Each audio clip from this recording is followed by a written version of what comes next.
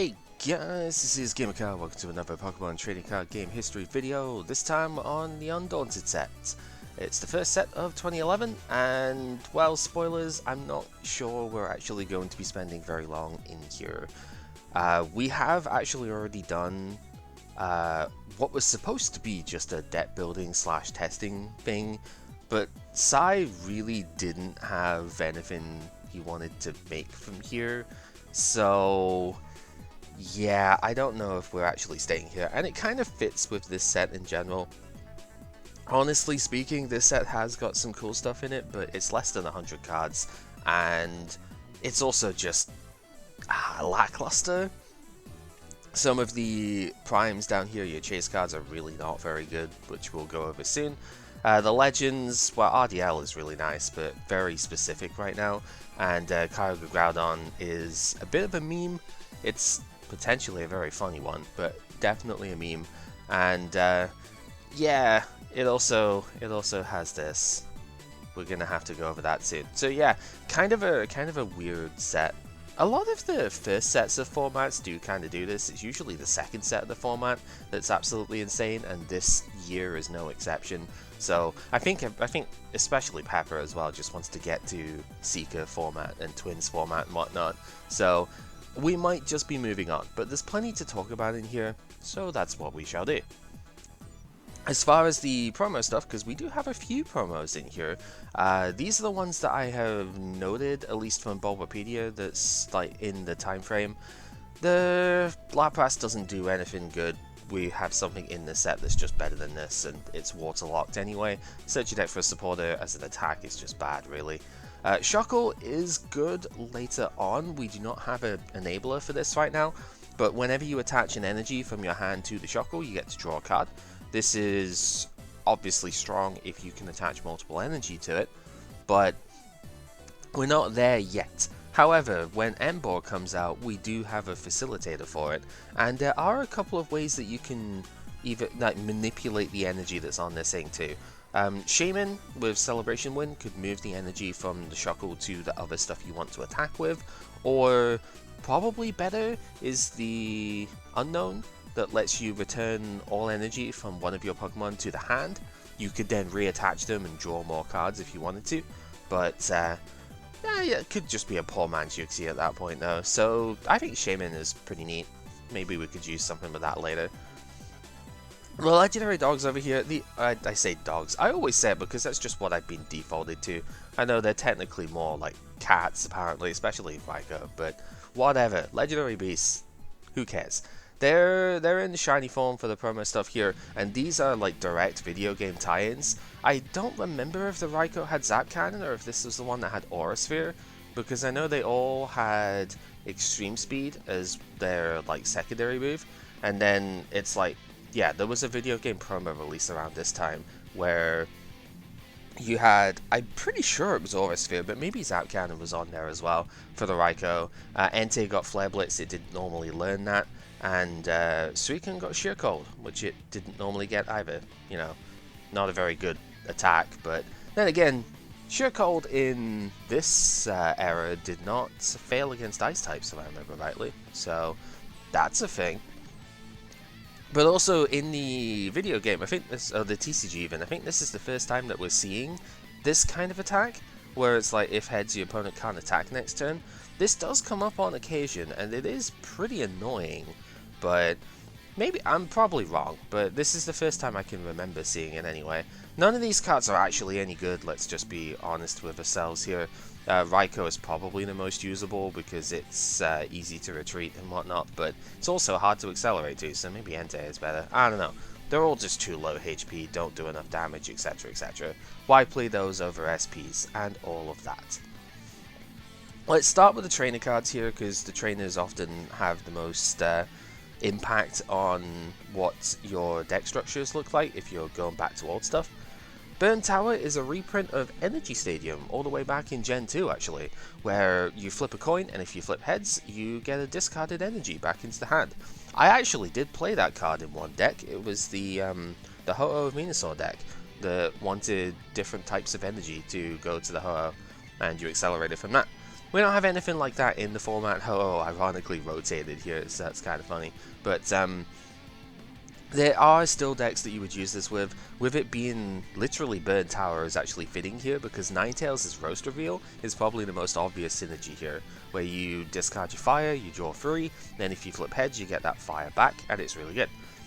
Just getting an energy attachment pseudo guaranteed for a turn is also really nice, so for sure there are decks that would use this, and yeah, I don't know, maybe it'll see play. It's kind of a filler stadium, I suppose, and stadium cards are, I wouldn't say they're weak at the moment, but Broken Time Space is kind of the main one, right? So it's hard to compete with that. Defender gets its last hurrah here. This is, we have Buffer Piece in the format at the moment, but that's a tool, and you can only attach one of those. You could technically stack this just like you can stack Plus Power, but oof, I don't know. The main draw of this actually is that Defender prevents self-damage as well. So if you are doing a lot of recoil damage to yourself, then you could maybe survive with that. So that's kind of cool, I suppose. Forces the opponent to do unfavorable trades, etc. So, yeah.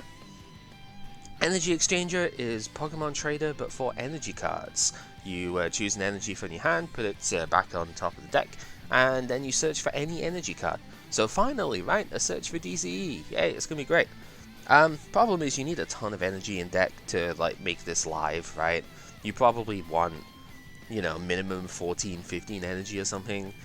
It's doable, just most of the time those energy are getting used for other stuff in that type of deck, like Roast Reveal.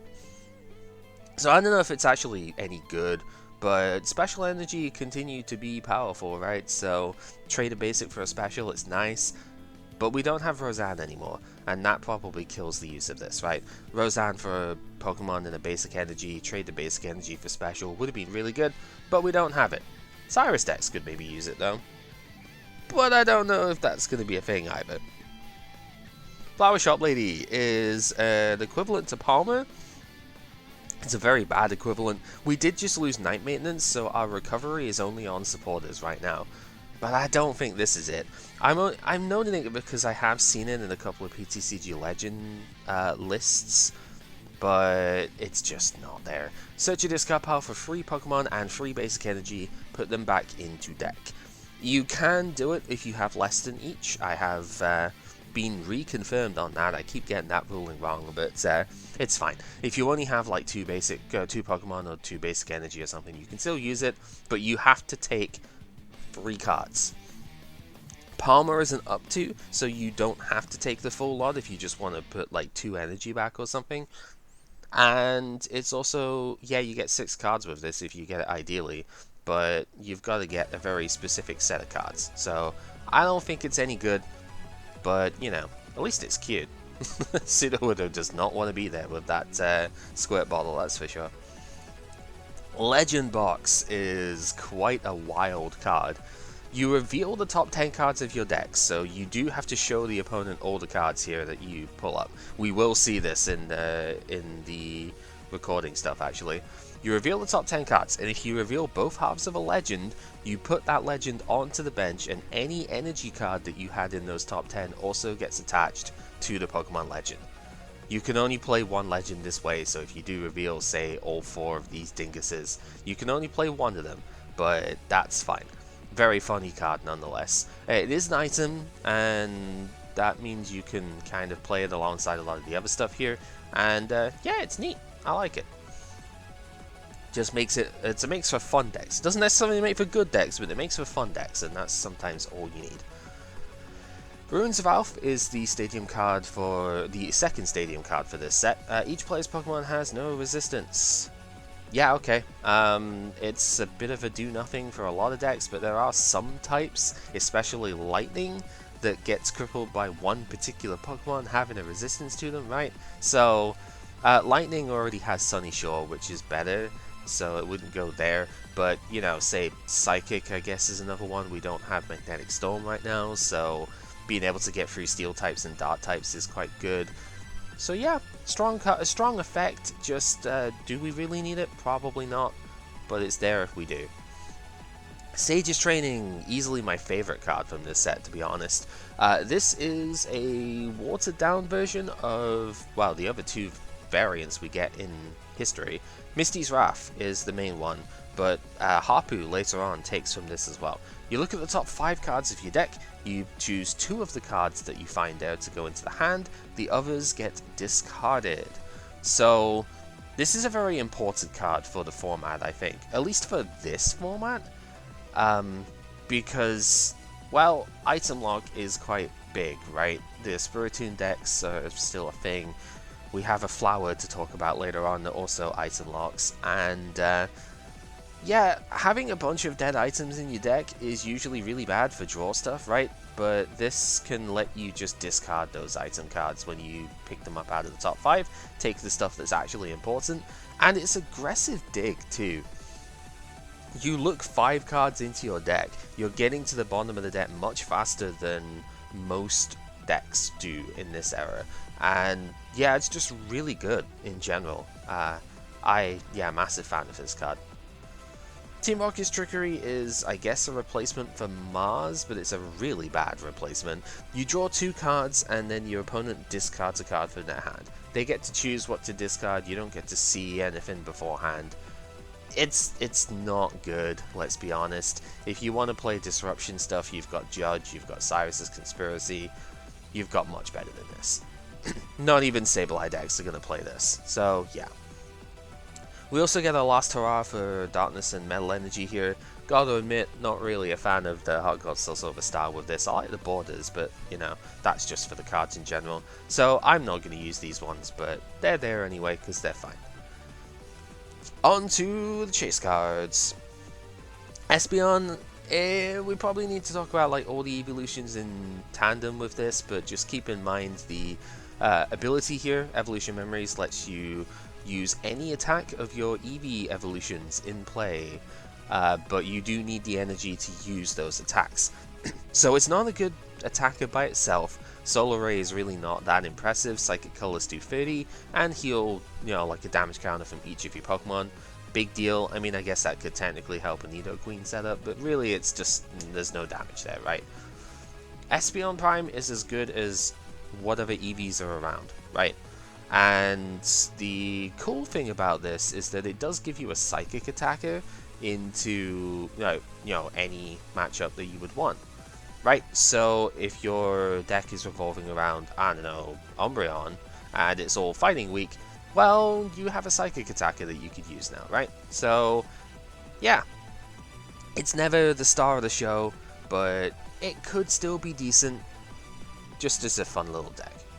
Houndoom, unfortunately not very good here. Dark Clamp is 70 for 2 Dark and a Colorless, and the opponent can't retreat next turn. It is Disruption, if nothing else, but it's still pretty fragile in its own right, and it takes a lot of energy to do. Fire Breath doesn't really help it too much in that department. If you flip heads once per turn, you can burn the opponent, so sure, it's fine, but it's just too many energy for not enough damage off of this thing. We can do much better. Like the SP Pokemon that have been out for ages can over damage this, and yeah, just not great. I need to... it's that horrible thing of needing to sneeze, and I can't do it. Raichu Prime! This card's going to be okay later on when we actually get the ability to accelerate Lightning into play that isn't just Magnezone, because Magnezone doesn't quite do enough for this card. 100 HP is quite frail. We do have the level X that this can go into, because, yeah, it is still named Raichu, so that's kind of fun. Voltage Increase lets you move any lightning energy from one of your Pokemon to Raichu as often as you like in the turn. If we still had Electivire from Secret Wonders, this would be quite a cool little toolboxy thing, to be honest. Not even toolboxy, just like, it's the Quagnag of its day, but that got rotated, so oh well. Mega Thunderbolt, 2 lightning and colorless, 120 damage, but you have to discard all the energy on the Raichu. So in order to keep chaining this attack, you need a way of getting enough lightning energy in play turn after turn. That's where Pachirisu in 2 sets time will come in, but for now, we don't really have a way of doing it, so just keep it on the back burner for a bit. Scizor, this card's kind of good. Only 100 HP is very frail for in comparison to a lot of these primes, but you know, I mean, it's on par with the Espeon and stuff, right? So I guess it's fine. Metal Scissors, 1 metal, 1 colorless to do 30, plus 20 for every metal that's on the Scizor, so minimum 50 damage, but of course you play this in a metal focused deck, which we will see in the game stuff as well, because I use this with Magnezone. Spoilers, I suppose. Red Armor is the other cool thing about this, even though it didn't actually work in the gameplay that I had. Prevent all damage done by to Scizor by attacks from the opponent's Pokemon that have any special energy cards attached. So your DC reliant decks, gone. Next set, the rescue energy, gone. Rainbow, gone. Special Dark, nah. Even itself, because it's going to rely on special metal. Scizor mirrors are very stupid. Let's just put it that way. Yeah, this card is really good. It does a decent amount of damage, like 70 for 2 is quite respectable. Just think with a Houndoom over here, you need an extra colorless to do that. And it can scale. If you just keep attaching more energy to this thing, it will get stronger and stronger. And you can do like 130, maybe even more with this. So it's good. Yeah. Plus it looks really nice too, so there's that. Slowking is easily the worst prime, I think, in the entire game, like even after we get more of them in the next set. This card is just awful, dude. 100 HP doesn't do anything for it. Super Psybolt being a psychic double colorless to do 60, even Blissey did technically better than that because it was all colorless, and its power is like Barry but even worse somehow. Once during your turn before you attack, you may reveal the top 2 cards of your deck, and your opponent chooses one of them to go into your hand. The other one goes on the bottom of the deck.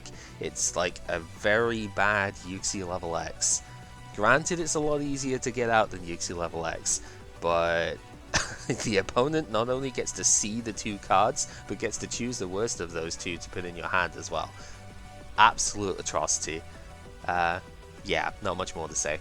Umbreon is kind of neat.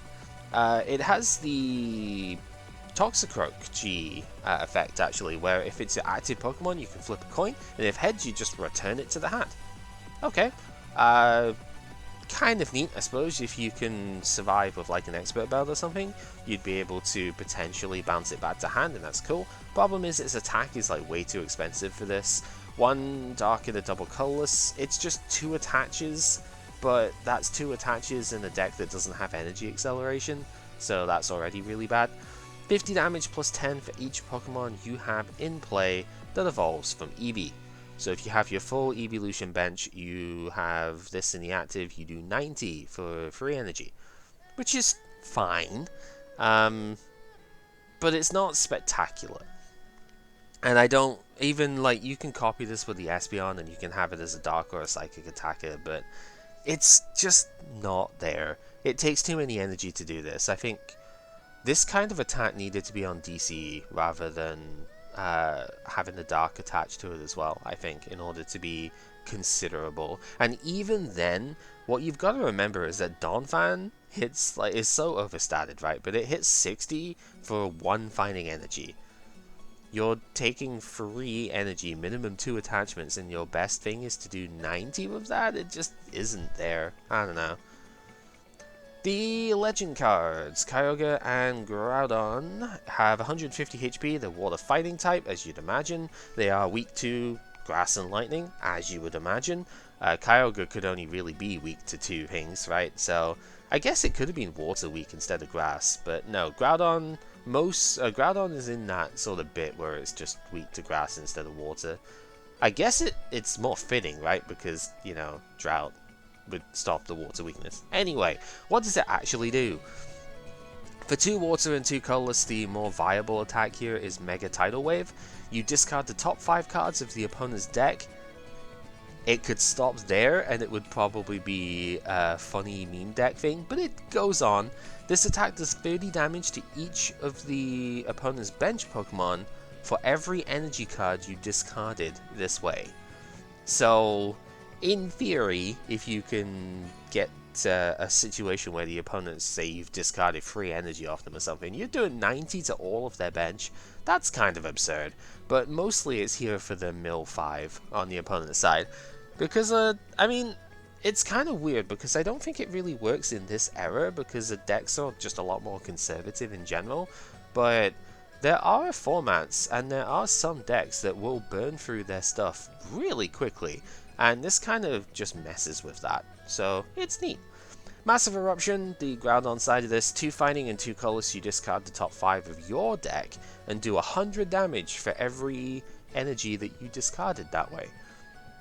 So very similar style, but it's discarding your own deck, and it is a one-shot machine, right? This is possible to get going. You only need to discard 2 energy to completely mollywop the opponent, so there is a card in format that lets you do that. It's Delcatty. You stack 2 energy from your discard, or 2 basic energy from your discard to the top of your deck. Delcatty takes some damage, but yeah, you can guarantee one-shots with this attack. But how on earth are you charging up 2 fighting and 2 colorless on this thing? It is a water type, so you can rain dance to it, but look how complicated that's going to be as far as the deck stuff goes. Yeah, it's just not amazing, right? 150 HP is pretty big, but it is a 2-prize dude. It's weak to lightning, which is never a good sign in a Luxray format. Like, we haven't used Luxray that much recently, but it's still extremely strong, so yeah, I don't know, it's very awkward. Rayquaza Deoxys, despite its psychic and colorless typing, this is a fire type, basically, in everything but name. 140 HP, pretty frail, free retreat. I didn't actually mention the free retreat cost here as well. Very heavy retreat cost, obviously, but these two are fatso, so you would expect it. Rayquaza, I guess, is the one that they've just given the really high retreat cost set to here, so yeah, a little bit annoying, whatever. Its Pokebody is probably the most important part here, because, yeah, when you KO something with an attack from this guy, you take another prize card. So this has a permanent, oh, what's the word for it? I guess it's, what's the card? It's like Expert Belt, but on the opponent's, like, side. I don't know. It's Lugia EX, more or less. You take more prize cards for it, which is insane. It is weak to itself entirely, right? It's a Psychic Colorless type that is weak to Psychic and Colorless. Those can be kind of bad weaknesses. Like, Psychics are not too uncommon here. Colorless means it gets one-shot by Garchompsy if it's active, so you do have to watch that. But yeah, it's still pretty alright. And then its attack for 2 fire, 1 lightning, and 1 colorless, Ozone Buster, does 150 damage. One-shot numbers on a lot of guys, right? You have to discard all the fire that's on this guy, which is why it's basically a Typhlosion card right now. Ember obviously is going to do it later on as well, which is really nice, but for now, yeah, this is the Typhlosion dude, and we will see that in the games that that I play, well, we played yesterday, basically, as time of recording, so we will get to see it, and it's really cool. But it's restricted to basically its one deck, right? Because what else is going to be able to fuel that kind of energy cost? So, yeah. There's an Alflithograph in this set. It doesn't really do anything, but you just return a stadium card in play to its owner's hand. Like, woo. I guess technically that means you could use like a once per turn stadium twice in that turn. But I think all of those are on coin flips right now, so they're all terrible. Alright, let's look at some of the non-chase card stuff of the set.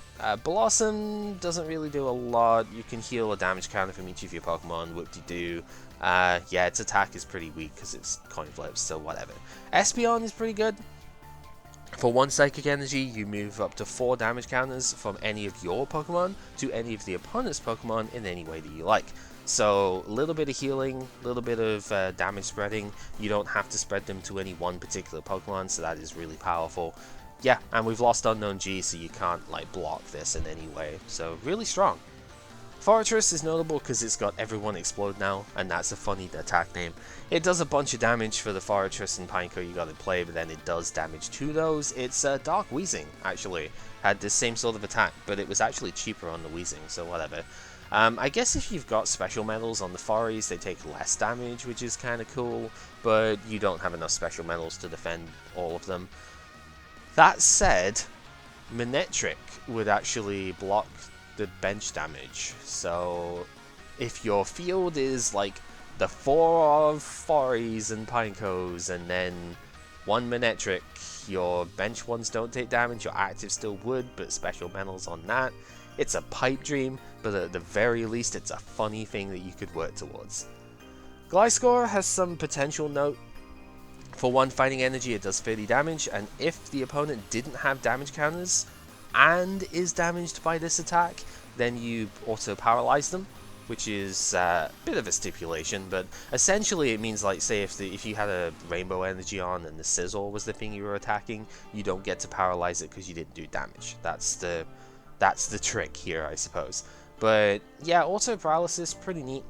It then pairs into the Gliscor level X, which will auto paralyze and poison when you level up into it. That's cool. I'm not of the mind that this is better than just the regular Gliscor that we used before, but I could certainly see it being a disruptive chain. And switch cards are not played in high counts right now, because we just don't have space. Plus item log, you know. Yeah, Vileplume with this could be really nasty. We'll get to that in a sec. Macargo itself is not really too noteworthy, but it does have the Lava Flow attack that's very similar to the one that I used way back in Neo with Entei. So you can discard a bunch of energy off it, do 60 plus 20 for every energy you discarded. It's just not, it's not incredibly efficient. Like, you do get to do 100 by discarding 2 fire. That's the same as the Magmortar that I forgot to talk about last set, but it does it for less energy. At least it's modular, but discarding a lot is just, it's just harsh, right? If you want to actually get to one-shot numbers, you probably got to discard 4 energy, and that's really hard to do. The Slugma is kind of noteworthy though, because you get to discard the top card of your deck once per turn. If it's a fire energy, you attach it to the Slugma. There's just not another Macargo that you can go into, so there's not really a lot for it to do, but it's there. Artwork appreciation on the Scizor, it's terrible, but oh my god, this art is gorgeous. So yeah, I bet this looks stunning in real life. Also has a director, so like this is one of the few cards that has like 2 credits on it that isn't a legend Pokemon. So neat. Smeargle is the new hotness from this set. This is probably one of the best cards of the set, to be honest. Portrait lets you look at the opponent's hand if Smeargle is your active Pokemon, and then you use a supporter card out of that hand. This doesn't really have any downsides right now, but it does when Gen 5 starts, because Professor Juniper forces you to discard your hand. If that's the only supporter the opponent has, sorry, your hand is going in the bin. So there are some risks to it later on, but even then, this card is insanely good. And yeah, expect to see like a 2, maybe 3 if you really like this effect. Expect to see it as a 2 of in a lot of decks though. I played it in, I think, both decks that I played this session. So yeah, pretty cool. Togekiss is unfortunately a meme, but it is very fun nonetheless. 2 colorless energy, heal, so 1 double colorless, heal all damage from all of your Pokemon, and then shuffle Togekiss back into the deck. Oh well. I guess if you use this in the next set with Mew Prime, maybe that could be worthwhile.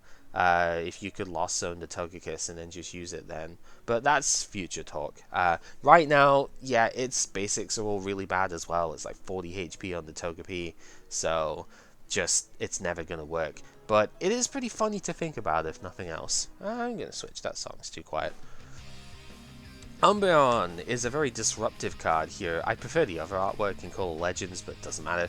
Moonlight Fang for 1 dark energy does 30, and during the opponent's next turn, you prevent all effective attacks, including damage, done to Umbreon by any Pokemon that has a power or a body.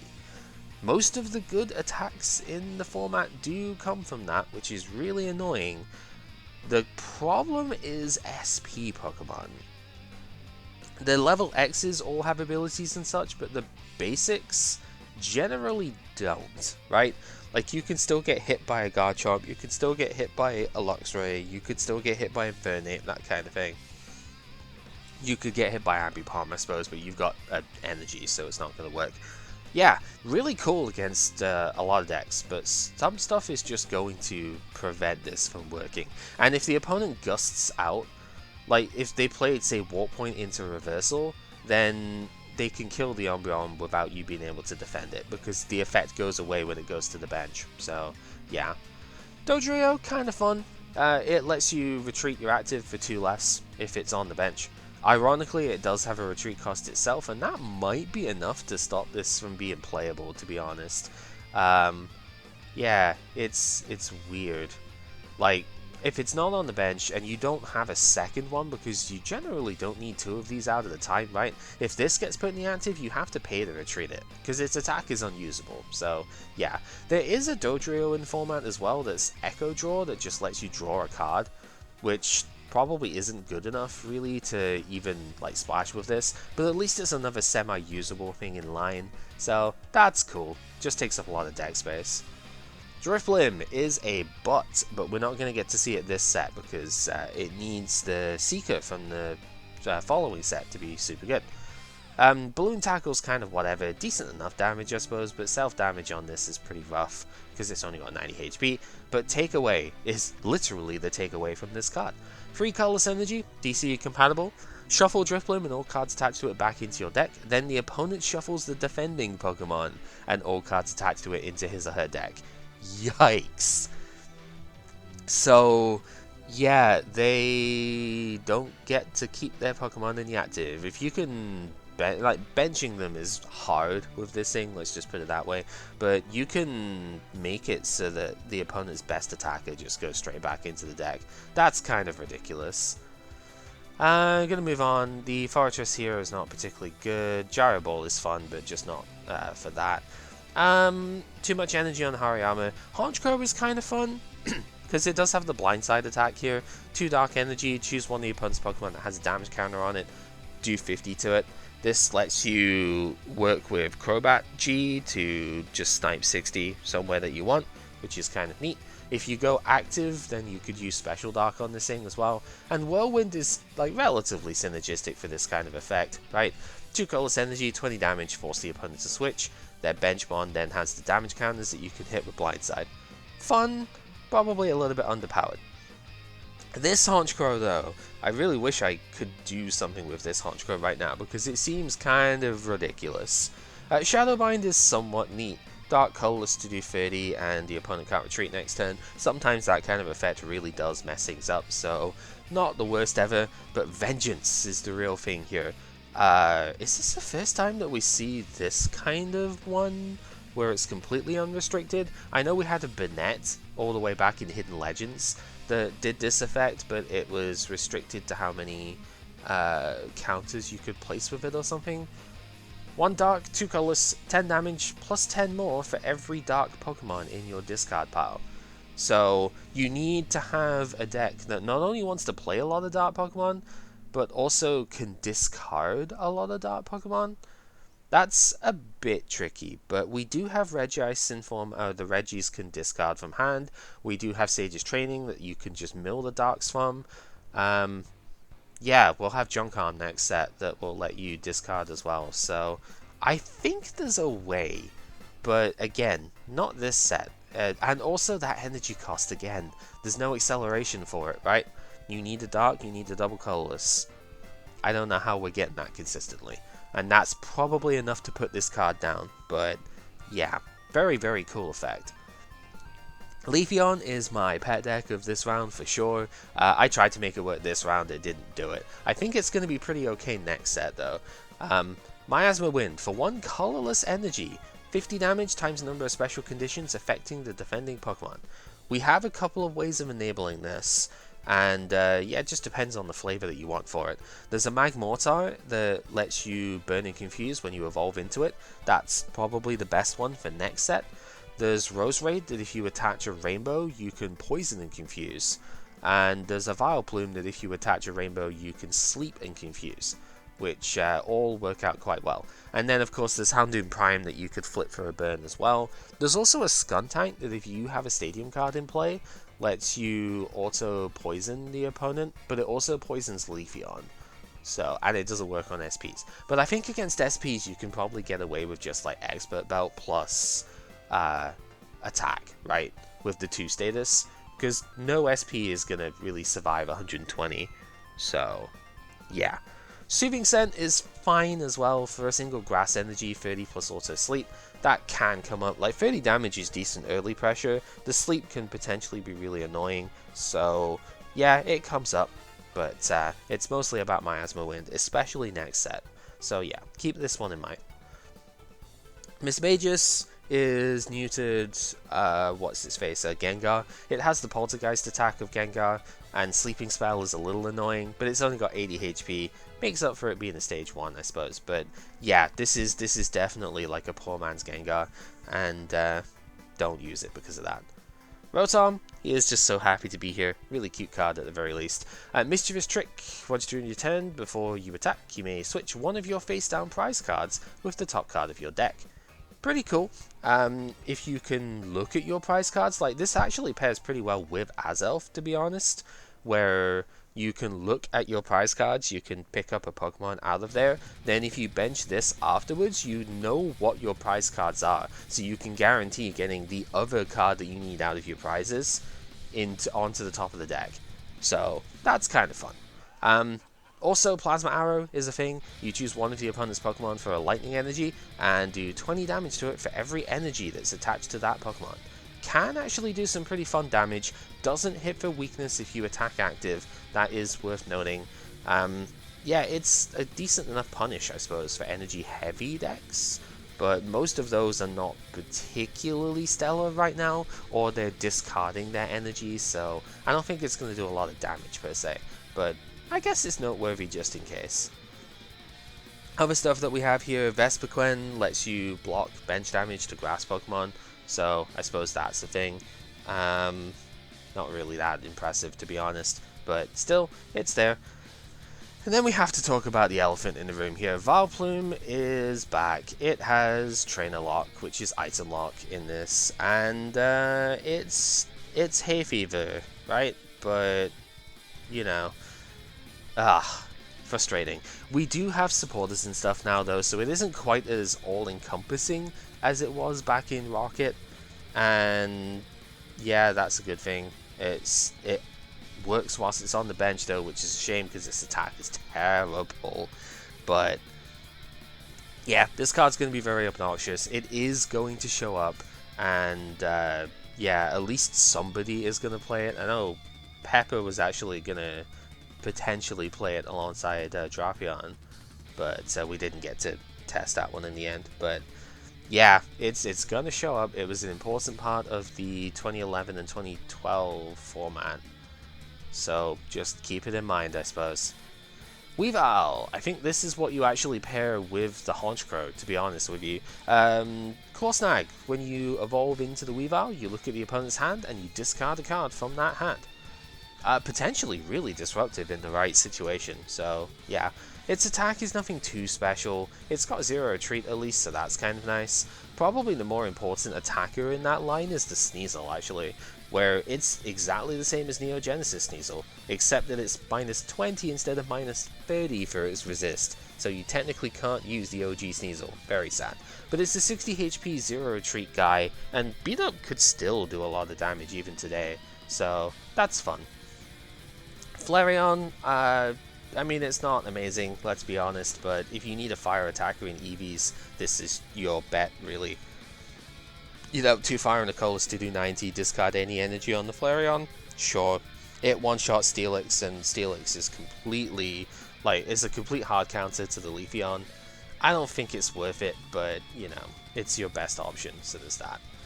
Likewise, Jolteon, I think, is actually outclassed by the other one, because the other one, yeah, you got to discard the energy, but it does 90 instead, and they've got very similar first attacks. 80 HP is just unacceptable, really, for the stuff there. Muck is a card to consider in the future when we have the Mew, and we could copy it for 1 energy. Very annoying attack at that point.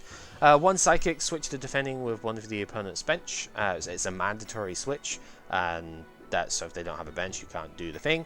The new defending Pokemon is now Confused and Poisoned, and it has a Pester attack as well, so this is a more expensive thing than the Leafeon because it's Psychic Double Colorless, but it technically does more damage. It has a baseline damage of 50 and does 30 for every special condition the opponent has on them.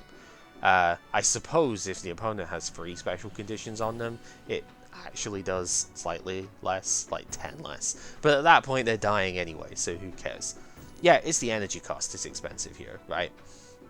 There's some potential to play this with like lock decks and stuff and be really, really annoying, but yeah, free energy is rough. Eradicate, I suppose, lets you effectively like anti-Super Fang or reverse Super Fang. 10 damage times the number of damage counters on the defending Pokemon for 1 energy, sure. Discard a special energy and do 30 for 1 energy as well, sure. Cheap attacks, but Rattatas always have such low HP, very difficult to justify. Unknown Dark lets you search for any dark energy from your deck when you bench it and put it into hand. This is used in the true form of Sabeldonk. This basically is one of the reasons why, like, I know it's the Sableye and the black and white rule changes, like, everything in tandem, but this is one of the massive enablers because that deck only played 1 energy apparently, and yeah, this is one of the reasons why. As you dig through the deck on turn 1 so quickly and just like blitz with this, it's crazy. So yeah. What else we got? There's a combi that can do some donk shenanigans. It's pretty funny. 30 HP, miserable, but 20 damage for 1 energy. Okay, that's not too bad. We have that on Yuxi. However, if there's a damaged Vespiquen on your bench, you do 80 for 1 plus poison. Like, excuse me? Combi, please. Yeah, no, this card is extremely funny, and yeah, it's only 30 HP, but yeah, there's ways of like working with this, right? There's a this could be a very funny deck next format actually, with stuff like twins around as well. Yeah, Memory Berry to use a Vespiquen with this as well. Yeah, there's some really funny shenanigans that could happen. And I think that is basically it. The Slowpoke is actually kind of noteworthy. For 1 colorless energy, look at the top 5 of your deck and choose as many basic Pokemon as you like and put them onto your bench. So, potentially pretty solid. There's still the Mad Kinesis Slowbro and the Future Sight Slowking that you could play, so it's not just its own like starter thing. And yeah, that's about it. Kind of a weird set, I'm not gonna lie. We do have some pretty cool stuff in here, but at the same time, a lot of it is just awkward, I suppose, right? Like, you know, the Gliscor is cool, but it's really awkward. The Umbreon is annoying, but decks can build themselves to be around it. And then, yeah, there's a Lairon in here. Aggron's next set. Don't know what they were doing with that. Rambling aside, yeah, this set is just kind of there for the most part, but I really do like Sage personally, and Legend box is funny. Rayquaza Deoxys Legend is pretty good, and Scizor is quite fun. So yeah, that was fun to have from this set, but I kind of agree with at least the sentiment from Sai. It's a bit difficult to really build a ton of stuff out of here. And it also has Vileplume, and that's horrible, so 0 out of 10 set, right? Anyway, thank you very much for sticking with us here. This, hopefully, will be interesting to see at least a couple of the bits from this set, but mostly this one is about adjusting to the loss of Claydol and the, like, couple of cards from the previous format that were actually really good. So, yeah, transition episode, I suppose. Till next time, though, thank you for watching, and take care.